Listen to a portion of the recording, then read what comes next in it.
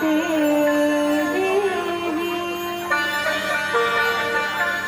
प्रणमामि हरिप्रिये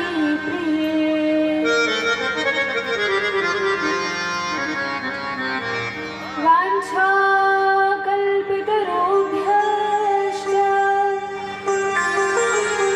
कृपा सिन्धुभ्य एव च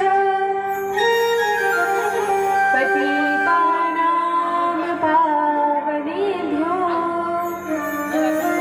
श्रीवैष्णवेभ्यो नमो नमः।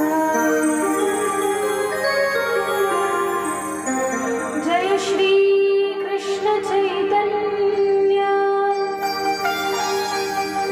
प्रभु नित्यानंद श्री अद्वैत गदाधर श्रीवासादि गौर भक्तवृंद। सभी हाथों पर उठाते हुए हरे कृष्णा कृष्णा कृष्णा हरे हरे हरे राम राम राम हरे हरे हरे कृष्णा कृष्णा कृष्णा हरे हरे हरे राम राम राम हरे हरे हरे कृष्णा कृष्णा कृष्णा हरे हरे हरे राम राम राम हरे हरे।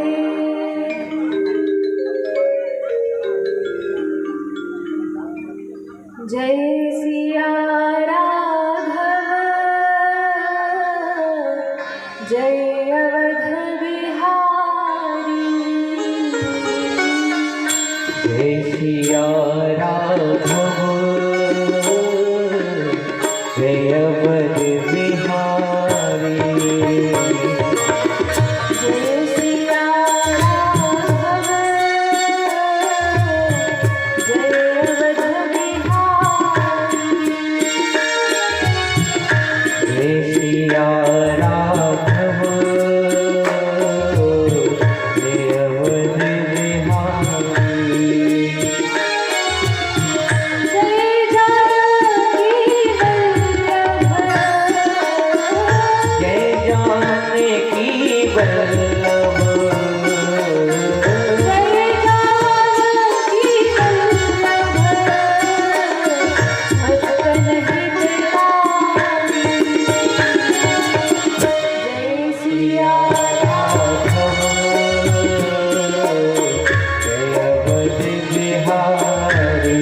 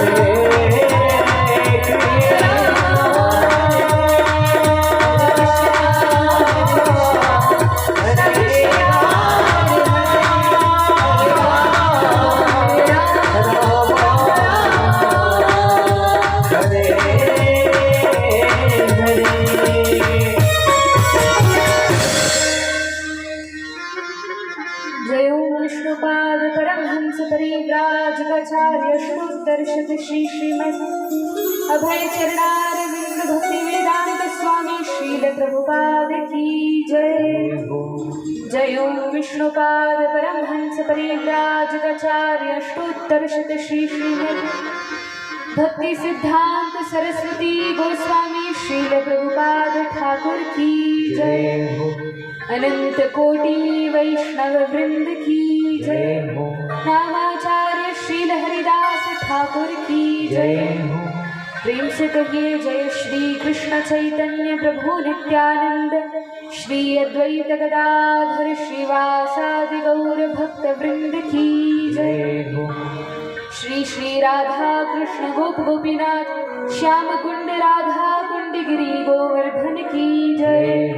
श्री वृंदावन मथुरा धाम की जय। नवद्वीप मायापुर धाम की जय। द्वारिकापुरी अयोध्यापुरी धाम की जय।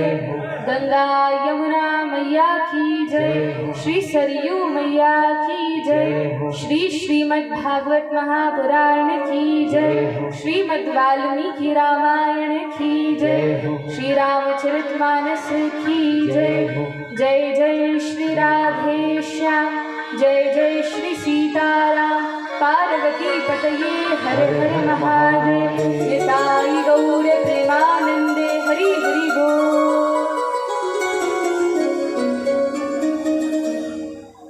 अनंत कोटि ब्रह्मांड नायक सर्वेश्वर पर ब्रह्म असंख्य दिव्यानंद गुणगण निलय निखिल हेय प्रत्यनीक भक्त वांछा कल्प करु भक्त वत्सल शरणागत वत्सल श्री श्री सीताराम जी के चरणों का ध्यान करते हुए भक्ति विघ्न विनाशक लक्ष्मीपति श्री नृसिंह देव भगवान की चरण सन्निधि में बैठकर उनके ही इस परम पवित्र मिथिला के क्षेत्र में बैठकर हम सभी का परम सौभाग्य है जो मानव जीवन का सर्वोत्कृष्ट फल सत्संग श्रीमद् राम कथा के माध्यम से हम सभी को सुलभ हो रहा है। आज कथा का प्रथम दिवस है। कल सभी ने बहुत ही धूमधाम से कलश यात्रा में भाग लिया, आनंद लिया, भगवान के नाम का कीर्तन संकीर्तन किया। मिथिलानियों ने कथा के प्रारंभ में बहुत ही मधुर गान किया। भगवान श्री रामचंद्र जिस स्थान पर भी कथा होती है तो हनुमान जी आदि परिकर तो कथा सुनने आते ही हैं, लेकिन संत जन वर्णन करते हैं कि भगवान की कथा के प्रथम श्रोता भगवान ही होते हैं। तो आप सभी लोगों का भाव बड़ा ही सुंदर है। मिथिलावासी तो वैसे भी मिथिलेश कुमारी जनक नंदिनी किशोरी जी की ही सानिध्य में रहते हैं और किशोरी जी तो परम कृपा करुणा करने वाली हैं। तो उन्हीं के समान सहृदयता, उन्हीं के समान भाव शीतलता सभी मिथिलावासियों के हृदय में है। खूब स्वागत सत्कार करते हैं, मधुर वाणी बोलते हैं, स्वच्छ हृदय वाले होते हैं। और वैसे भी भगवान तो उन्हीं पर रीझते हैं, भगवान तो उन्हीं पर प्रसन्न होते हैं जिनका हृदय निर्मल होता है। तो आप सभी लोग परम सौभाग्यशाली हैं जो इस पवित्र धराधाम पर आप सभी का जन्म हुआ है और भगवान की कथा सुनने में इतनी अधिक रुचि सभी की है। चाहे बालक हो, बालिकाएं हो, बड़े हो अथवा वृद्ध हो, सभी में बड़ी ही आतुरता है भगवान की कथा को श्रवण करने के लिए। और शास्त्रों में तो वर्णन आता ही है, शृण्वतां स्वकथा कृष्ण पुण्य श्रवण कीर्तन हृदयंतस्थो ह्य भद्राणि विधुनोति सुहृत्सताम्। भगवान की कथा ऐसी पवित्र करने वाली है कि जो मनुष्य इस कथा को, राम कथा को, भागवत कथा को, हरि कथा को, भक्तमाल की कथा को अपने कानों से श्रवण करता है तो कानों के माध्यम से यह कथा हृदय में प्रवेश करती है और हृदय में प्रवेश करके क्योंकि हम सभी के हृदय में अनेक विकार हैं, तो भगवान की कथा कानों के माध्यम से हृदय में प्रवेश करके उस हृदय को शुद्ध कर देती है, पवित्र कर देती है। क्योंकि भगवान तो उसी स्थान पर बैठते हैं जो स्थान पवित्र होता है, शुद्ध होता है। हम कहीं पर भी भगवान की स्थापना करते हैं, कथा कीर्तन कुछ भी धार्मिक आयोजन करते हैं, तो पहले उस स्थान को स्वच्छ करते हैं कि नहीं? पहले उसकी सफाई करते हैं, पवित्र करते हैं, धोते हैं, लीपते हैं, उसके बाद भगवान की स्थापना करते हैं या कोई पवित्र कार्य करते हैं। उसी प्रकार से यदि हमारे हृदय विहारी को, अवध बिहारी को यदि हृदय विहारी बनाना है, तो पहले उस हृदय को शुद्ध तो करना पड़ेगा। और शुद्ध कैसे होगा? हम जल से, झाड़ू पोछा से तो अपने हृदय को स्वच्छ नहीं कर सकते, फिर क्या करेंगे? तो कहा ये कथा ही एक माध्यम है, इसको जब ध्यान पूर्वक सुनेंगे तब ही हृदय पवित्र होगा, निर्मल होगा। और उसमें अवध बिहारी भगवान जनक नंदिनी सीता जी के साथ आकर विराजमान होंगे। सभी शास्त्रों में, पुराणों में, उपनिषदों में, वेदों में, स्मृतियों में भगवान की इस कथा की बड़ी महिमा है। वर्णन आता है जितने भी देवी देवता हैं, यहाँ तक कि जो त्रिदेव हैं, भगवान के गुणावतार ब्रह्मा विष्णु महेश हैं, ये भी भगवान की कथा का रसास्वादन करते हैं, भगवान की कथा को निरंतर नित्य सुनते रहते हैं। आगे कथा में हम श्रवण करेंगे किस प्रकार से ब्रह्मा जी भगवान की इस कथा को सुनते हैं। भोलेनाथ का तो आप सभी जानते ही हैं, हर समय भगवान की कथा में ही लीन रहते हैं। जहाँ भी सत्संग होता है वहाँ जाकर बैठ जाते हैं। और यदि कैलाश पर्वत पर अपने घर में होते हैं तो पार्वती जी को नित्य कथा सुनाया करते हैं और पार्वती जी इस कथा को सुनती हैं। ब्रह्मा जी भी इस कथा को सुनते हैं और यहाँ तक कि भगवान विष्णु भी वैकुंठ में बैठकर इस कथा का रसास्वादन करते हैं। वर्णन आता है लक्ष्मी जी भगवान को कथा सुनाती हैं, तब 2 महीने भगवान की कथा चलती है। और जब भगवान विष्णु लक्ष्मी जी को कथा सुनाते हैं तो 1 महीने कथा चलती है। बारी बारी से दोनों की बारी आती है और यह कथा वैकुंठ में भी नित्य निरंतर चलती रहती है। तो वैकुंठ में भी बड़ा भाग्य है, ब्रह्मलोक में भी यह कथा चलती है, कैलाश में भी कथा चलती है। और यह पृथ्वी तो धन्याति धन्य है कि यहाँ तो हर एक क्षेत्र में, पुण्य क्षेत्र में, तीर्थ स्थल में, धाम में, अन्य क्षेत्रों में भी भगवान की पावन कथा की गंगा बहती ही रहती है। अब बात आती है कि इस कथा को सुनने सुनाने के अधिकारी कौन है, कौन लायक है कि इस कथा को श्रवण कर सके और इस कथा को सुना सके। तो वर्णन है व्यासोच्छिष्टम जगत सर्वम, जो कुछ भी इस जगत में है सभी कुछ व्यास देव द्वारा, जो पूर्वाचार्य हैं वाल्मीकि आदि द्वारा पहले से ही लिखा गया है, बोला गया है, सुनाया गया है। हम सभी तो आचार्यों ने, भक्तों ने पहले जिस कथा का श्रवण पान किया है, जिसको सुना और सुनाया है, उसी की पुनरावृत्ति करते हैं और उससे ही हम सभी का कल्याण हो जाता है। सबसे बड़ी महत्ता जो चाहिए इस कथा को सुनने के लिए, एक श्रोता में सबसे बड़ा जो गुण होना चाहिए वह है श्रद्धा और विश्वास। जितना अधिक हमारा विश्वास होगा भगवान में, भगवान की कथा में, संतों में, भागवतों में, भागवत का अर्थ है भक्तों में, उतना ही अधिक हमें लाभ मिलेगा। कथा सुनने से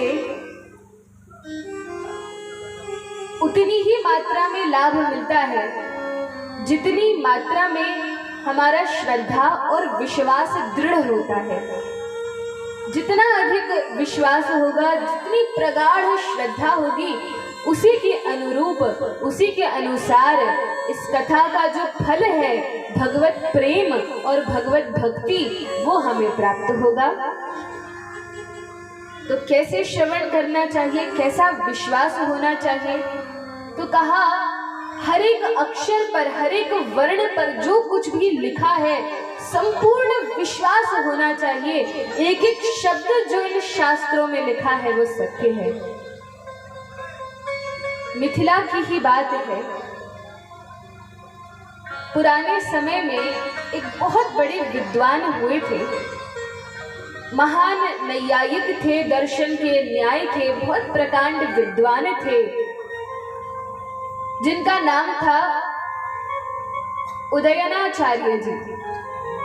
एक बार कुछ विधर्मियों ने उनसे बड़ा तर्क वितर्क किया, बड़ा वाद विवाद किया। क्या विवाद किया? तो कुछ विधर्मी थे, नास्तिक थे, भगवान की सत्ता में विश्वास नहीं रखते थे, भगवान को नहीं मानते थे। तो नास्तिकों ने कहा कि आप हमेशा कहते हैं वेद प्रमाण है, वेद प्रमाण है, वेदों में जो लिखा है वही सत्य है, लेकिन हम तो वेदों को नहीं मानते, और आप कहते हैं कि भगवान होते हैं, इसलिए भगवान की भक्ति करना चाहिए, श्रद्धा विश्वास रखना चाहिए, कथा कीर्तन सुनना चाहिए, सत्संग में भाग लेना चाहिए, लेकिन हम तो भगवान को नहीं मानते। तो कहा यह तो आपकी समस्या है कि आप नहीं मानते। जो मूर्ख होते हैं वे भगवान को नहीं मानते, जो समझदार हैं, ज्ञानी हैं, शास्त्रों को जानते हैं, पढ़े लिखे हैं, वे वेद शास्त्र पढ़ते हैं तो वे जानते हैं कि भगवान होते हैं। उन नास्तिकों ने कहा नहीं नहीं, आप प्रमाणित कीजिए कि भगवान होते हैं। तो उदयनाचार्य जी ने कहा कि देखो भैया, वेदों में जो कुछ लिखा है वो सत्य है, क्योंकि हमारे सनातन धर्म के मूल क्या है? सभी शास्त्र, सभी पुराण, सभी उपनिषद किस पर टिके हैं? तो मूल में तो वेद ही हैं, जो भगवान की श्वास से उद्भूत हैं, जिनको किसी ने लिखा नहीं है, साक्षात भगवान है। तो कहा कि इन वेदों में क्योंकि वर्णन है कि भगवान होते हैं, इसलिए हम कहते हैं कि भगवान है, लेकिन वे माने नहीं। तो कहा कि ठीक है, आप वेदों को नहीं मानते तो तर्क वितर्क को तो मानते हैं। यदि तर्क से हम आपको समझा दें कि भगवान होते हैं तब तो आप मानेंगे। तो कहा हाँ, तर्क को तो हम मानते हैं। अब तर्क किया, एक से बढ़कर एक तर्क दिया, लेकिन वे नास्तिक हार गए, लेकिन मानने को स्वीकार नहीं थे कि भगवान होते हैं। अब जो समझदार हो, जो समझना चाहे, उसे तो समझाया जा सकता है तर्क वितर्क के माध्यम से, लेकिन जो हठी है, जिद्दी है, ठान कर बैठा है कि मैं मानूंगा ही नहीं, तो उसको हम कितना ही समझाएं, लेकिन वो तो मानने वाला नहीं है। तो खूब समझाया, लेकिन वे विधर्मी, वे नास्तिक माने ही नहीं। तब उन्होंने कहा कि देखिए, आप कहते हैं कि भगवान है और आपको इतना गहन विश्वास है, तो एक काम कीजिए, ये एक पहाड़ है, इस पहाड़ पर चढ़कर कूद जाइए। यदि आप बच गए तो हम मान लेंगे कि भगवान होते हैं, और नहीं बचे तो जैसे आराम तो है ही। अब उदयनाचार्य जी को इतना भरोसा था, इतना दृढ़ विश्वास था कि शास्त्रों में जो लिखा है वह 100% सत्य है, एक एक शब्द सत्य है। और लिखा है कि भगवान अपने भक्तों की रक्षा करते हैं, भगवान अपने भक्तों के वचनों की रक्षा करते हैं। तो उदयनाचार्य जी ने कहा ठीक है, पहाड़ पर चढ़ गए। अकिंचन मैथिल ब्राह्मण थे। कहा कि देखिए प्रभु, हे रघुवर, आपके भरोसे मैं इस पहाड़ी पर चढ़ गया हूँ। और निर्धन थे, एक ही धोती के आधे टुकड़े करके एक को ऊपर लपेटते थे और एक की लंगोटी बांधते थे।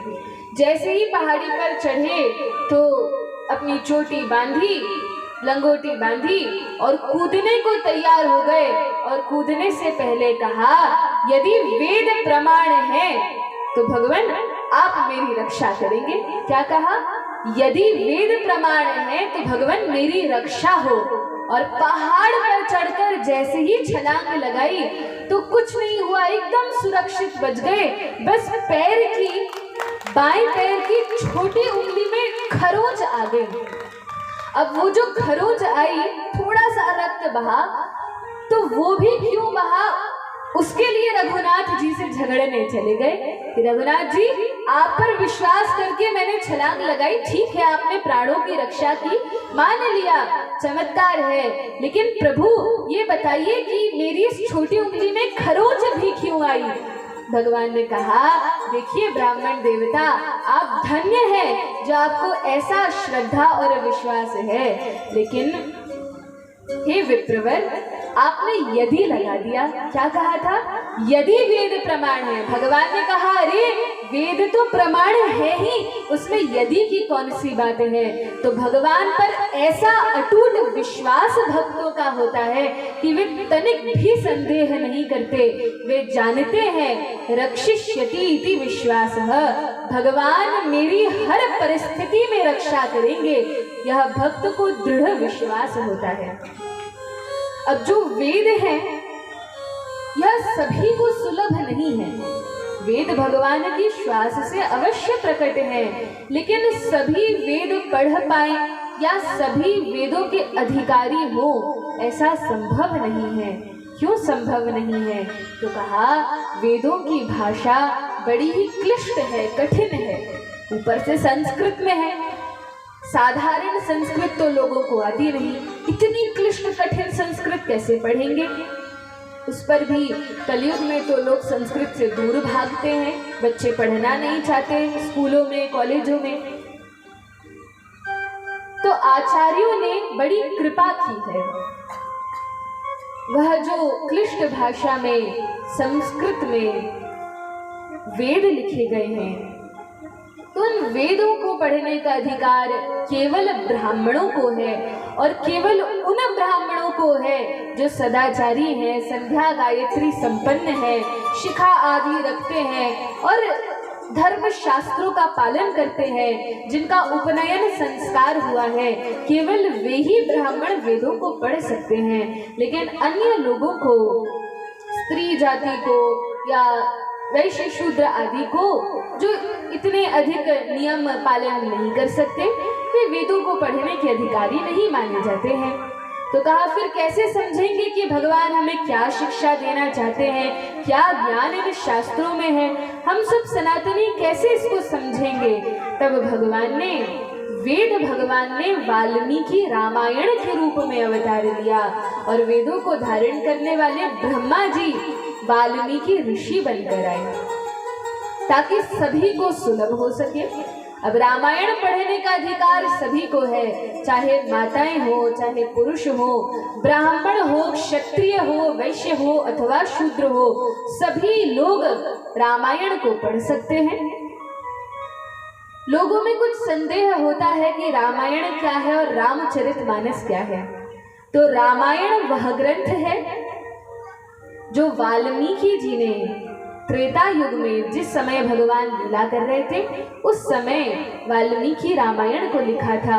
वह ग्रंथ संस्कृत में है, जिसमें 24,000 श्लोक हैं। और रामचरितमानस, यह कली पावन अवतार तुलसीदास जी ने इसी कलयुग में अवधी भाषा में, बड़ी ही सरल भाषा में लिखा है, जिसका हम गान करते हैं, गाते हैं। तो यह रामचरितमानस है। लेकिन वर्णन है कि वेद जो है ये अवतार लेते हैं किस रूप में? वेदों का अवतार किस रूप में होता है? वाल्मीकि रामायण के रूप में। और ब्रह्मा जी का अवतार होता है वाल्मीकि के रूप में। आप सभी को कथा बड़े ही ध्यान से श्रवण करनी है। आप सभी तो मिथिलावासी हैं, किशोरी जी के हैं, तो क्योंकि किशोरी जी के सानिध्य में है, आश्रय में है, तो हमारी किशोरी जी रघुनाथ जी से किसी भी क्षेत्र में कम नहीं है। चाहे शिक्षा का क्षेत्र हो, समझदारी हो, कृपा हो, दया हो। जनक नंदिनी सीता जी तो भाव में, रस में श्री रामचंद्र से भी बड़ी हैं। तो इस कारण से आप सभी को बड़े सचेत होकर कथा सुनना है। और जो भी प्रश्न पूछे जाएं, अभी तो हम सुना रहे हैं, पहला दिन है, लेकिन कल आज जो भी सुनाया है जब हम पूछेंगे तो आप सभी से उत्तर आने चाहिए, तभी आगे की कथा होगी। मुख्य रूप से जो बालक बालिकाएं बैठे हैं इन्हें बड़े सचेत होकर सुनना है और कल एक एक बात बतानी है कि क्या क्या सुना था, इसलिए ध्यान पूर्वक कथा सुनिए। क्योंकि पद्म पुराण में वर्णन है, सावधानतया शृणु प्रमादेन हतः श्रुतम। यदि आलस्य से, प्रमाद से, ध्यान भटकाकर हम भगवान की कथा को सुनते हैं तो जो कुछ भी हम सुन रहे हैं या सुना हुआ विषय है वह सब लुप्त हो जाता है, गायब हो जाता है, नष्ट हो जाता है और समय पर हमारे काम नहीं आता। इसलिए बड़े ही ध्यान से चित्त लगाकर इस कथा को सुनना चाहिए जो सभी का कल्याण करने वाली है। तो वर्णन है कि वाल्मीकि जी रामायण लिखते हैं और केवल एक रामायण नहीं लिखते, 100 करोड़ रामायण लिखते हैं। कितनी रामायण लिखते हैं? 100 करोड़ रामायण लिखी। लेकिन विस्तार से वर्णन आता है, सब देवी देवता आ गए, पाताल लोक के वासी आ गए, पृथ्वी लोक के वासी आ गए, भक्तजन आ गए और कहने लगे कि हमें रामायण चाहिए, हमें चाहिए। तो बंटवारा किया गया। किसने बंटवारा किया? तो भोलेनाथ ने, शंकर जी ने इन रामायण को बांट दिया। बांटते बांटते एक अनुष्टुप छंद बचा। 100 करोड़ रामायण बांटते बांटते सभी श्लोकों को एक अनुष्टुप छंद बचा और एक अनुष्टुप छंद में 32 अक्षर होते हैं। जब उन 32 अक्षरों को बांटने की बारी आई तो स्वर्गवासी कहते हैं कि हमें चाहिए, पातालवासी कहते हैं हमें चाहिए और पृथ्वीवासी कहते हैं हमें चाहिए। तब 30 का तो बंटवारा हुआ, 10 करके बांट दिया। अब 2 अक्षर बच गए। जब 2 अक्षर बचे तो भोलेनाथ ने कहा, देखो भैया, बांटते बांटते मैंने इतना श्रम किया है, 100 करोड़ रामायण बांटी है, अब केवल 2 अक्षर बचे हैं। कम से कम ये 2 अक्षर तो मेरे लिए छोड़ दो, मुझे लेने दो। सभी ने कहा, हाँ हाँ भोलेनाथ, आप बड़े कृपालु हैं, आपने सारी रामायण बांट दी है, ठीक है, अब 2 अक्षर आप रख लीजिए। और वो 2 अक्षर कौन से थे? तो कहा रा और म, ये 2 अक्षर भोलेनाथ ने रख लिए और बाकी सारी रामायण बांट दी। जब 2 अक्षर रखे तो कहा कि भोलेनाथ ने तो सारे सर्वस्व को रख लिया। यदि किसी व्यक्ति के पास पूरी की पूरी 100 करोड़ रामायण भी हो लेकिन ये 2 अक्षर न हो तो वे रामायण किस काम की।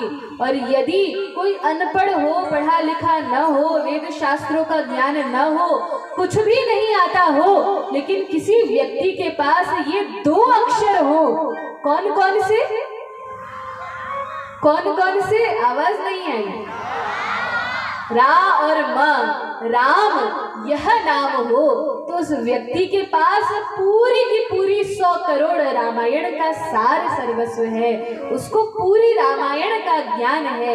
ऐसा संतों का भाव है। राम नाम की महिमा बड़ी अद्भुत है, बड़ी सुंदर है। बोलिए श्री रामचंद्र भगवान की जय।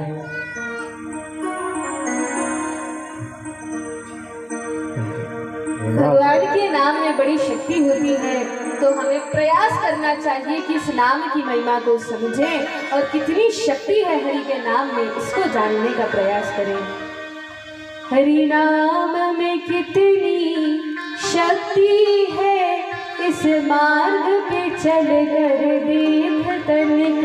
हरि नाम में कितनी शक्ति है, इस मार्ग पे चल कर देख तनिक। हरि नाम में कितनी शक्ति है, इस मार्ग पे चल कर देख तनिक। हरि नाम में कितनी शक्ति है, इस मार्ग पे चल कर देख तनिक। संसार का बन कर देख लिया, श्री राम का बन कर देख तनिक। संसार का बन कर देख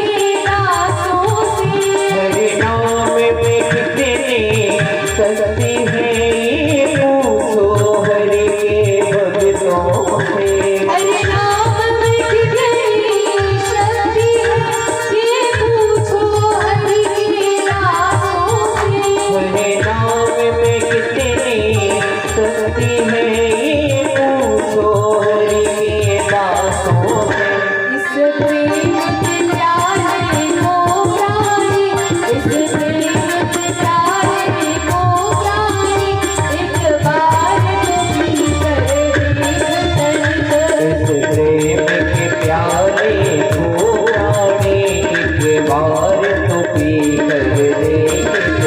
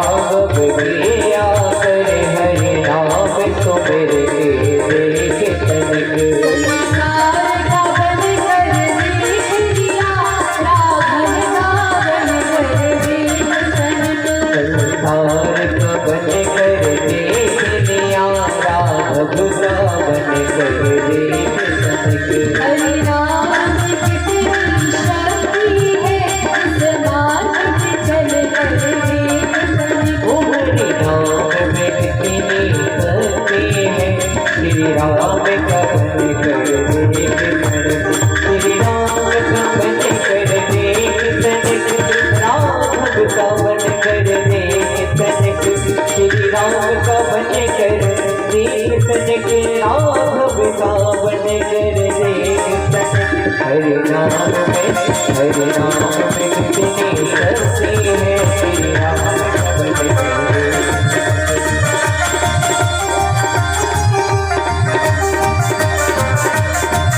संसार का बन कर देख लिया, राघव का बन कर देख बन के।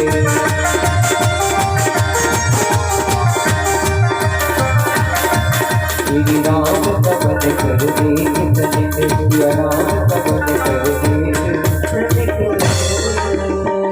बोलिए हरिनाम संकीर्तन की जय।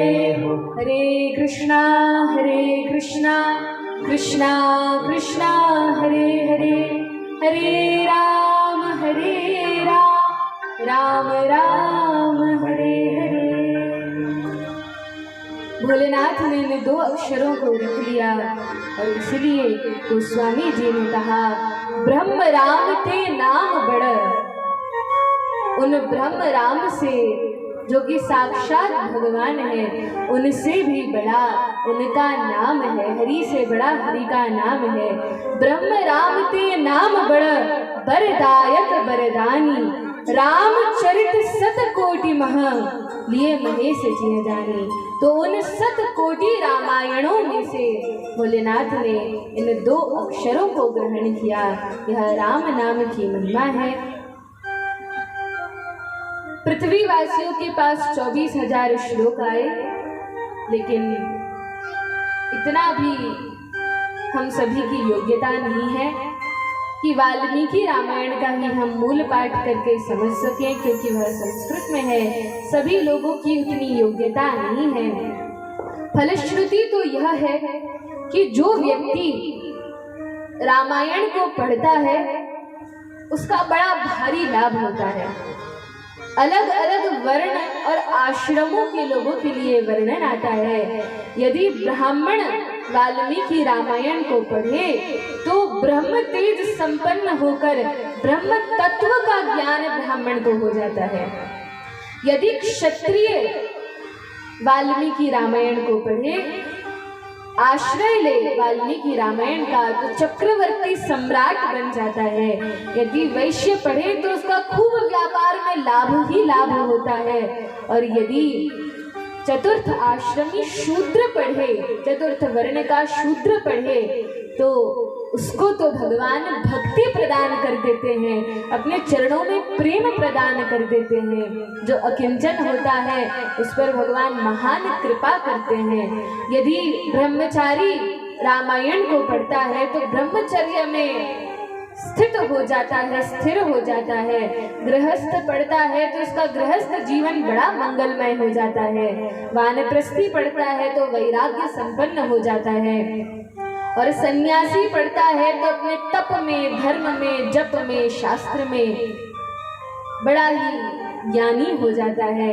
इस प्रकार से सभी के लिए इसमें लाभ ही लाभ है।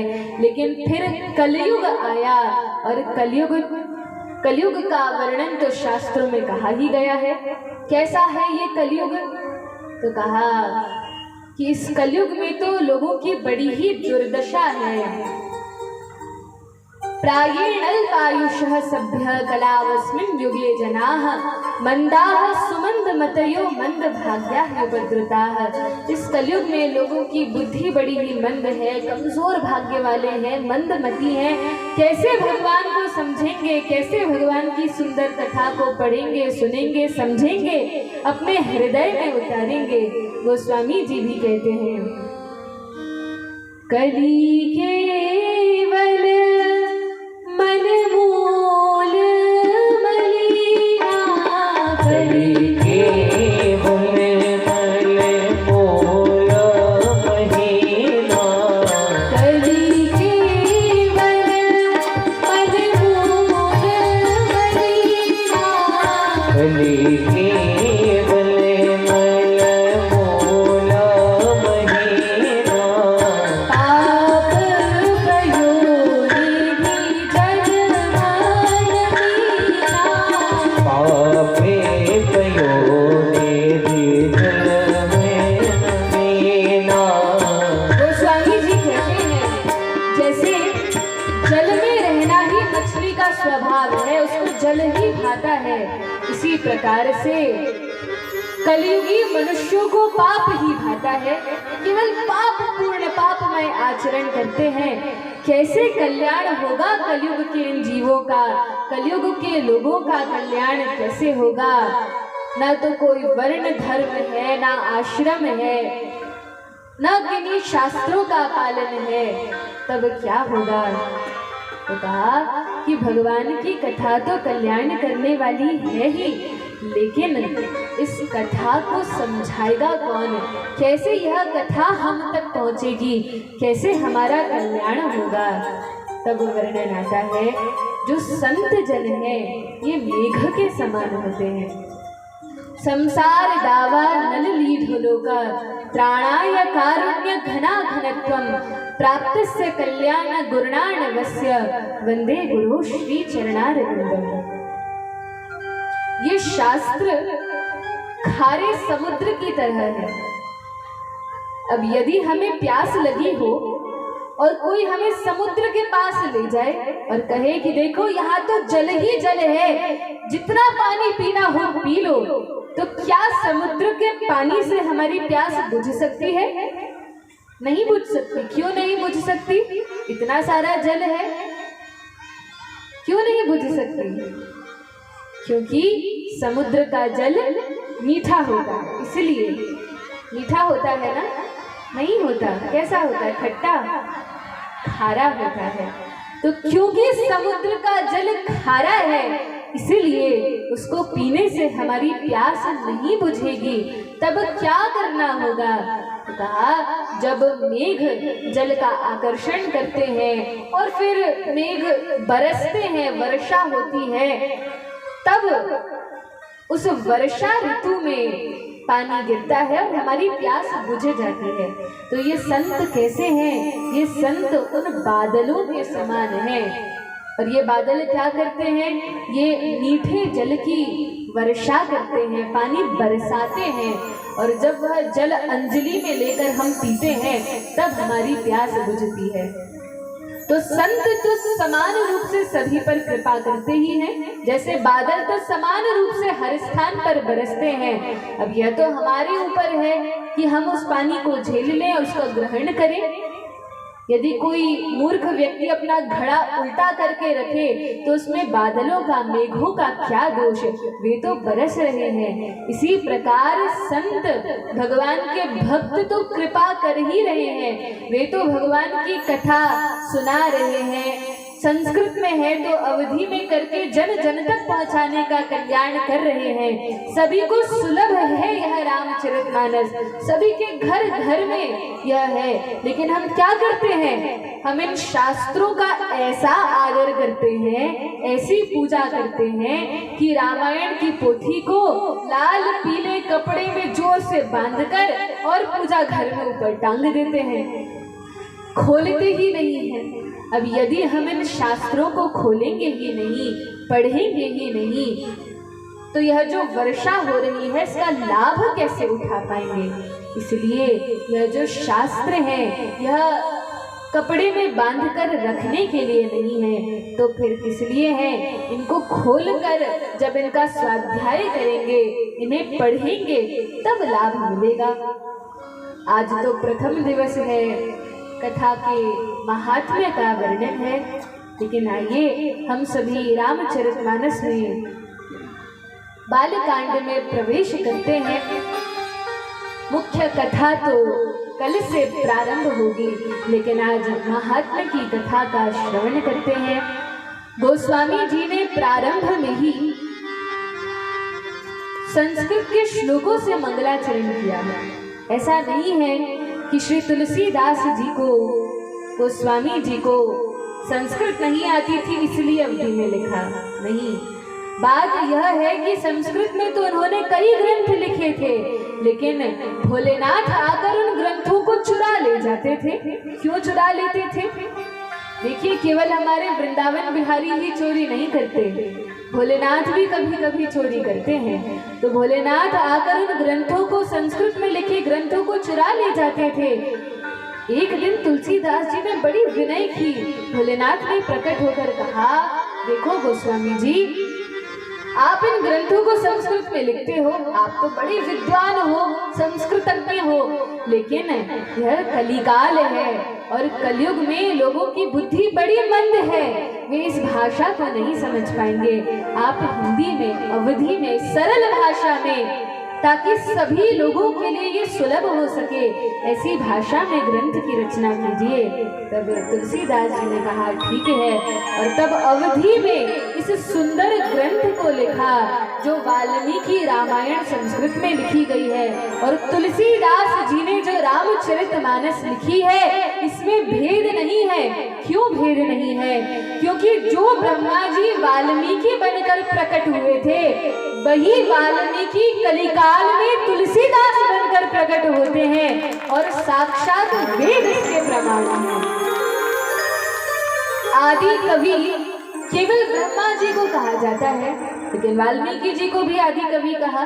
भागवत के तो प्रथम श्लोक में वर्णन है, जन्माद्यस्य यतोन्वयाद् तरतश्चार्थेष्वभिज्ञः स्वराट् तेने ब्रह्म हृदय आदि कवये मुह्यन्ति यत्सूरयः।